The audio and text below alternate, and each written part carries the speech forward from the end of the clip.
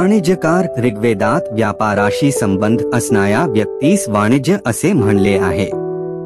इतिहासात डोकावून पाहिल्यास बंजारा या शब्दाची उत्पत्ती वाणिज्य या संस्कृत शब्दापासून झाली असल्याचे जाणकारांचे मत आहे.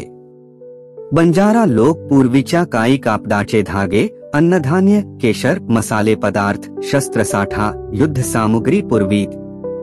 पद्धतशीरपणे आपल्या बैलांच्या पाठीवर लादून भारतातील वेगवेगळ्या प्रांतात, युरोपियन देशातही वेगवेगळ्या ठिकाणी पोहोचवत असत. जीवनावश्यक वस्तू आपल्या बैलांच्या पाठीवर लादून व्यापार करणे, एका ठिकाणाहून दुसऱ्या ठिकाणी मार्गक्रमण करणे याला लदेणी असे म्हणतात. वाणिज्य या संस्कृत शब्दासाठी हिंदी भाषेत बनज असा शब्द प्रयोग आढळतो. बनज म्हणजे व्यापार करणायास बनिज असे संबोधले जाई.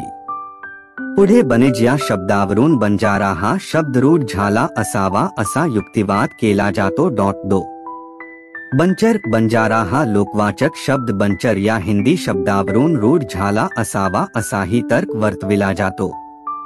व्यापाराच्या निमित्ताने भटकंती करणारा या अर्थाने बंजारा शब्दाच्या उर्दू भाषेतील अर्थ सुद्धा विचारात घेण्यासारखा आहे, असे गोर बंजारा संस्कृतीचे अभ्यासक आत्माराम राठोड, डॉ. सुभाष राठोड म्हणतात.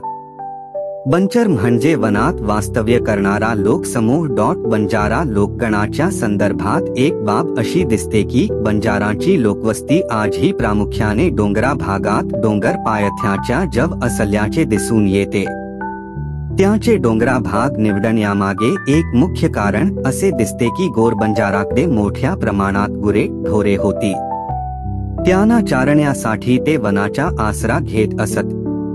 कालांतराने त्याच्या लदेणीचा व्यवसाय बंद पडल्याने ते जेथे होते तेथेच त्यांना स्थिरावणे भाग पडले असावे व बंचर या शब्दाचे अपभ्रंश रूप बंजारा असे झाले असावे. म्हणून बंचर या शब्दापासून बंजारा या शब्दाची उत्पत्ती झाली असावी हेही नाकारता येत नाही. परंतु इतिहासातील संशोधनावरून राजपुतान्यातील अस्थिरतेमुळे क्षत्रिय समूह वेगवेगळ्या प्रदेशात रानावनात राहू लागले.